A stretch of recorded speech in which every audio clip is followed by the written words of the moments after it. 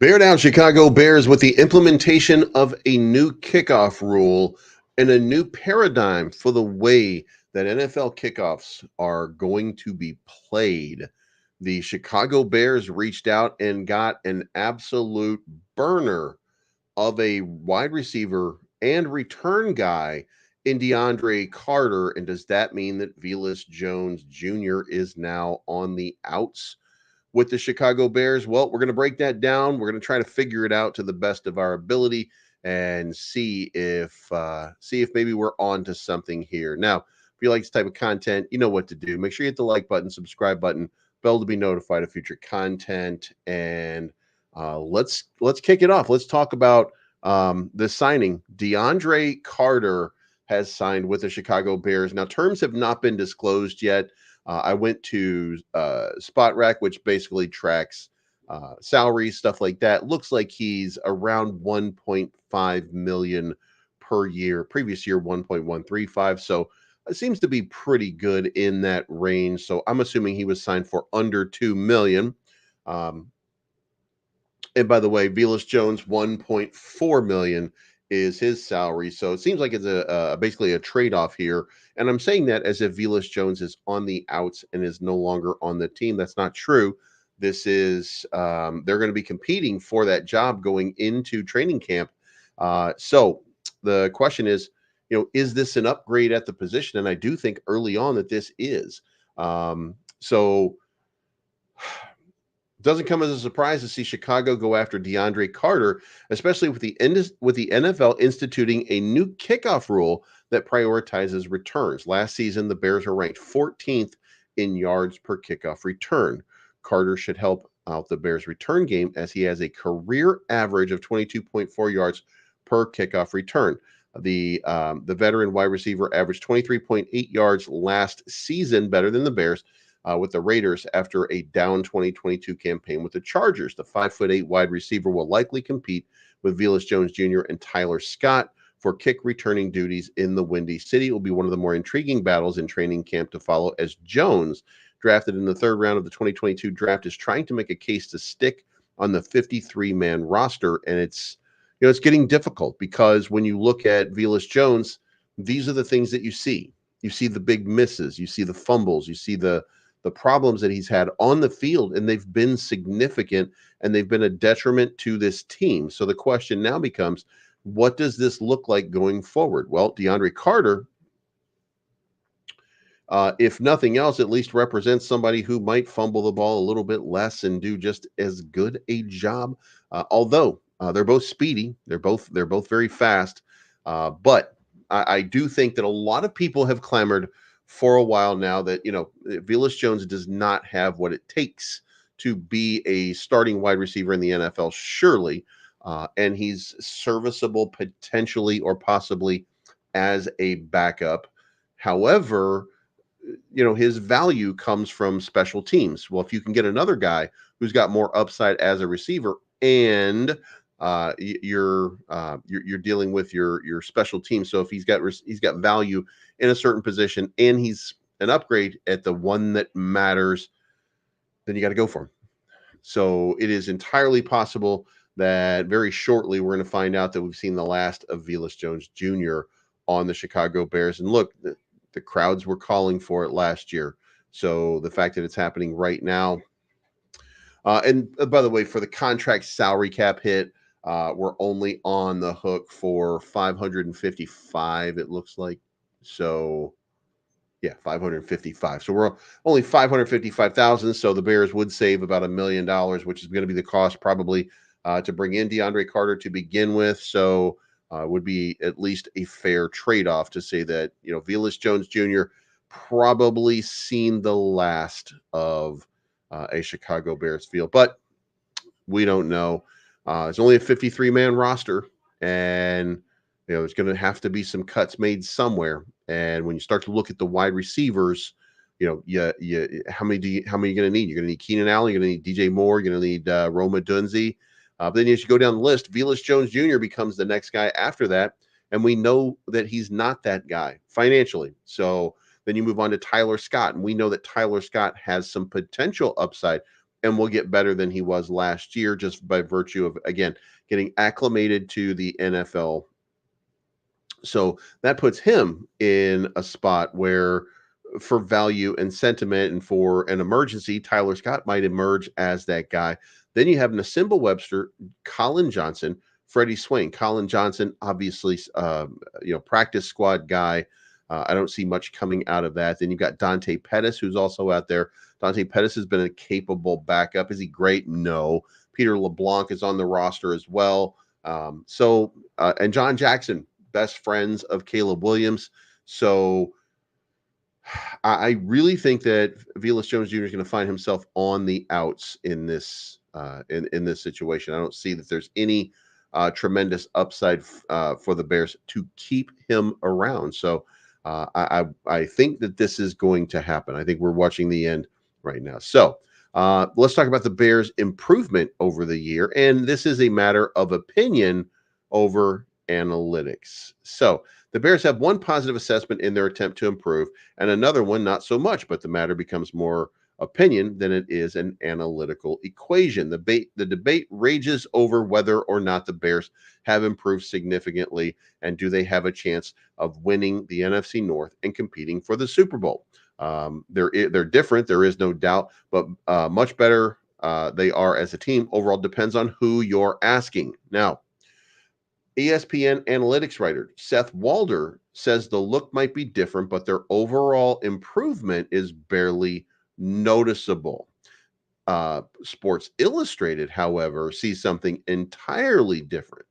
Walder has the Bears as only the 19th best team this year, and they're well behind Green Bay and Detroit in their own division. According to their calculations, the Bears have a 41% chance of the playoffs, 13% chance to win the NFC North, 2.3% chance to win the NFC Championship, and only a 1.1% chance of winning the Super Bowl.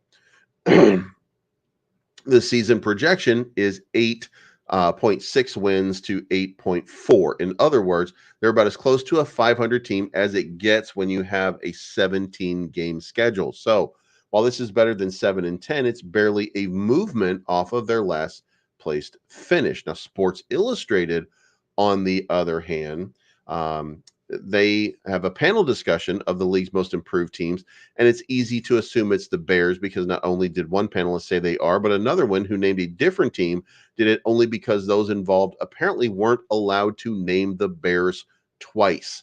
The discussions took place between Albert Breer. We actually covered this last week. Albert Breer, Connor Orr, Gilberto Manzano, and Matt DeVerderami has Breer naming the Cardinals as his most improved, but he openly said that he wanted to use the Chicago Bears.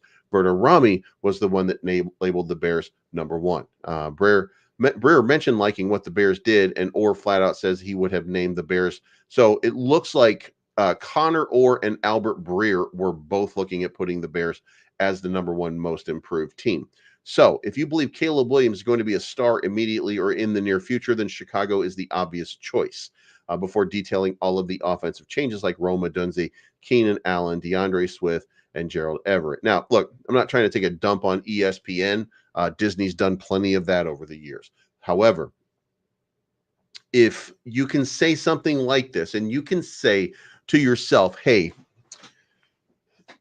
Justin Fields to Caleb Williams is not that significant of an upgrade. Okay.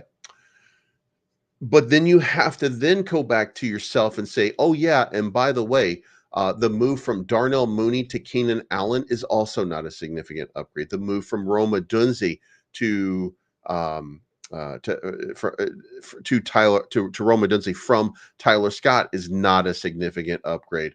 The move to DeAndre Swift from Khalil Herbert. By the way, I don't think I'm going to have to say I would agree with this assessment. Maybe that DeAndre Swift, he is an upgrade, of course, because he can catch the ball a lot better. However, that doesn't, I don't know if he's really, really better. Then you have Gerald Everett over Mercedes Lewis. Mercedes Lewis, who, by the way, is now coming back as a pure backup to kind of help shore up the quality of the tight end position, while we have two dynamic players in Cole Kmet and Gerald Everett. So if you're looking at this and you're saying, well, there's no improvement, you're not looking objectively at all, in my opinion. Then, if you go look at where were the weaknesses in the offensive line, and you feel like you've plugged those holes with Ryan Bates and Coleman Shelton, or at least upgraded the center position, allowing to also have somebody who's capable of spelling Tevin Jenkins and Nate Davis, who both have been injury prone. Like you feel like when you start looking at this, that this team has suddenly gotten dramatically better. You've got Tyreek Stevenson, who was a top 3 rookie cornerback, and now the question is, can he make that next leap, which he should be able to? Is Jaquan Brisker in his 3rd year going to be better? Is Jack Sanborn in his 2nd year? Is he going to be better? You start to look at all these pieces, and you know that these people are supposed to be. Um, Crimson says, I would compare Everett as a replacement of Tunyon, but not Lewis. Well, yeah, but he's not on the team. So, you know what I mean? Like, it's Mercedes Lewis, who's now back. So, yes, I would also say the same thing, minus the drops, hopefully. But yeah, I mean, is it an improvement over Robert Tunyon? Absolutely. So, everywhere I look, I see an improvement or a young team getting better. So, for ESPN to objectively say, nah, we don't think they're better, that seems a little bit weird. Now, the one reason that they could possibly give, in my opinion, is, well, they're starting a rookie quarterback. And I mean, that's, fair enough. You're starting that guy before the team has had a chance to improve. He's had to sit for a year in order to learn. And as you can see here, I'm describing 2 very recent Super Bowl quarterbacks, and the only difference is he's not going to be sitting, but also he's got a better team. He's coming onto a better team than any rookie quarterback in history has come onto, that's been drafted as highly as he's been drafted. So, with that being the case, it would seem that ESPN, or Mr. Warder here, is just not thinking clearly when he's trying to analyze what he thinks is going on with the Chicago Bears. So, it seems very weird. Should Williams realize his potential, Chicago could challenge for a playoff spot and potentially more in the NFC. All is a matter of opinion, and ESPN can fix all the decimal points to what is supposedly an analytical approach. However, it's very difficult in that regard to even see that. SI's Ian McMillan wrote a story of teams with the best odds of winning the NFC based on the DraftKings sport books, and the Bears are number 7 at 1,400, which puts them right in playoff range. There's a level no one would have put them in a year ago at this time. They're one spot ahead of the Rams,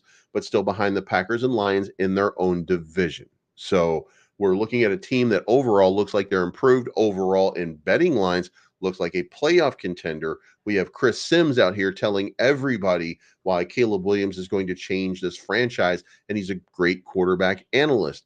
And we're starting to see the team working together, coming together. We're feeling some of the pieces that were not in place the last time. We're starting to see the evolution of the way the team is being coached. All of the pieces are getting in place in a positive way. So the question that begs the question, well, what next, right? Well, that's a significant improvement. The significant improvement that I expect that we're probably going to see coming up very, very soon. Now, let's move on. There's an NFL coach out here who's going to, I don't know if he's going to be named or not, but here it is right here.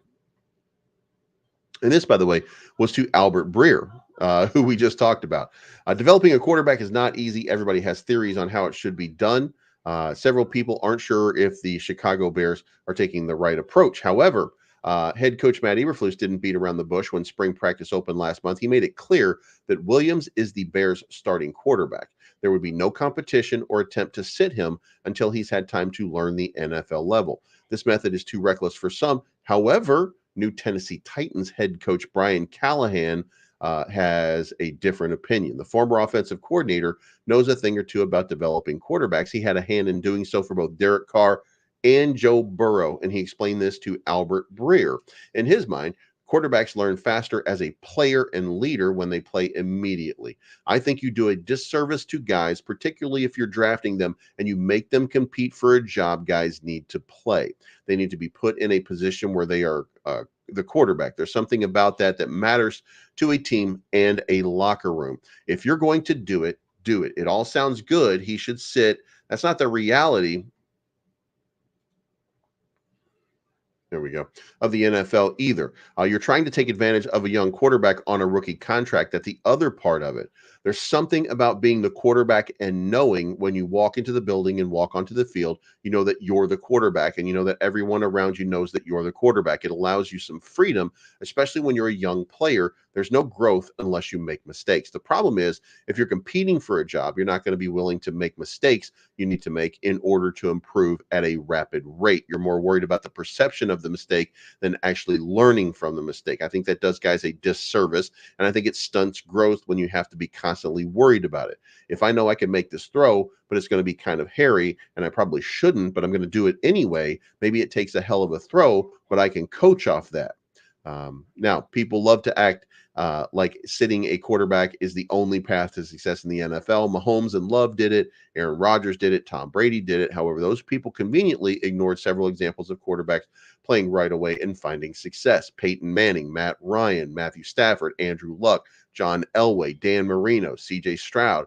Yeah, those guys made a lot of mistakes as rookies. They also had great success early in their careers. So Callahan could be correct in this. The sooner you make mistakes, the faster you're able to learn from those mistakes. So the Bears plan to do this with Caleb Williams. They understand this will be a process and fully expect him to make mistakes. Ryan Poles and Matt Eberflus feel they've put the right infrastructure around the quarterback for that eventuality. He has a solid defense to lean on and a variety of different playmakers who should make his life easier as a passer. And they're going to want to encourage him to be aggressive. Don't be afraid to make those tight window throws if you feel they are gettable. As he continues to do so, he will learn when and where to make them. So, expect some turnovers. Expect to see some play where you get a little bit frustrated with the kid because, in the overall context, kind of difficult making some of these plays, right? So, expect to see some errors from him, but expect him to grow from it. And the faster he grows, the better off this team becomes, and the easier it is for us to get into the playoffs. So let's look for that to happen at some point pretty soon. Also, let's recognize Jamri Chroma. It is his birthday today. So happy birthday to Jamri Chroma. I hope that he makes the team if that's the case. And then we've also got this is Deandre Carter in action right here. I can't show you this. I'll have to move this around a little bit, but I would encourage you to go check this out during his time in Washington.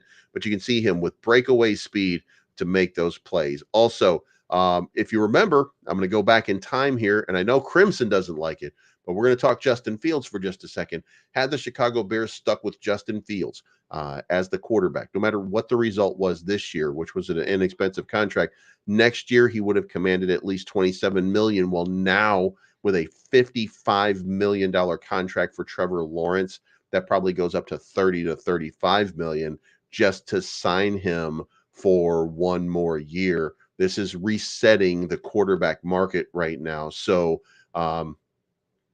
maybe the new meta really is going to be bringing in rookie quarterbacks when it's time to sign these big ass deals, and see where it goes from there. So that's going to be interesting to see how this plays out over the next little while.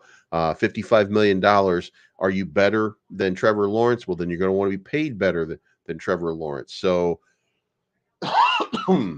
that, of course, means that if you had gotten Justin Fields for one more year at that level, then, if you decided for that final year that you were going to take that fifth year option, then that means by the sixth year, you're going to have to pay him somewhere in the neighborhood of 45 million. Remember, I said, maybe we get a home team discount, 30, 35 million, something like that. Nope, not anymore. With these numbers going up and away, then, most probably you're going to see an increase, not only in the salary cap, but also in quarterback pays overall. So that's it, guys. Trying to keep these quick for you. Look, I think that Deandre Carter as a signing is a fantastic thing. Is he better than Velus Jones?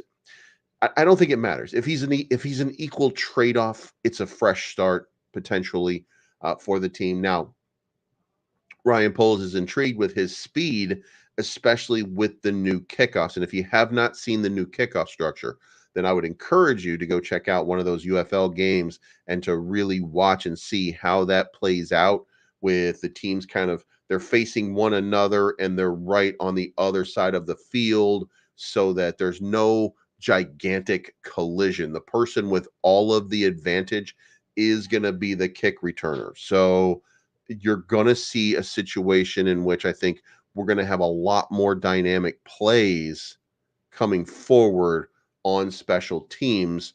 But I don't know. I mean, you never know. But what we do know is the one that's going to be able to get the head of steam up this time is going to be the guy with the ball and not the guy that's trying to kill the man with the ball. So this could be the start of another big upgrade on special teams if it's going to work out. So that's my time, guys. Thank you so much for tuning in. I appreciate each and every one of you that you take the time to come over and check me out during the day. If you like this content, make sure you hit the like button. Thank you so much. Bear down, fuck Green Bay, and we'll talk to you again.